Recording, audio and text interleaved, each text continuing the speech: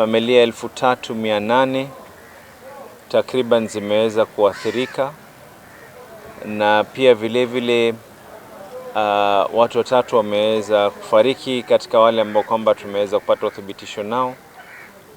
Wawili walikuwa hapa Chuda bandarini kwa sababu makazi yako karibu sana na bahari, na pia vile vile mwingine alipigwa na shoti katika maeneo ya Bangladesh. Tunawasihi tena, kama tulivyokuwa tukizungumza pale mbeleni, zile nyumba zilioko karibu na baharini ni muhimu sana sana sana watu waweze kuondoka. Katika zile utabiri ule ambao kwamba ulioko ni kuna uwezekano wa hii mvua kuweza kuendelea hadi siku ya Alhamisi. A decision that will not be emotional. I need to make a decision that is going to be firm on the people.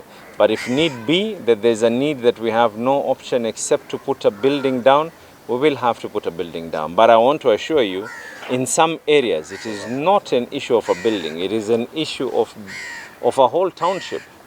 We have received zero funding in regards to El Nino. Nikisema zero namaanisha sufuri.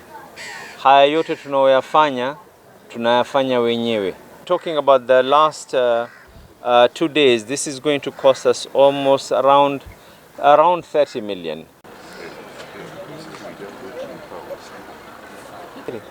Wale waleta zile hapo taboitwa MFS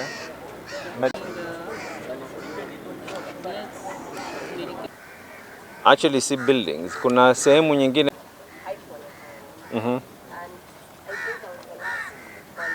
on the ground, and we are more than willing to provide the media with the footage of this. Sure that they're going to be fed, they're going to be at least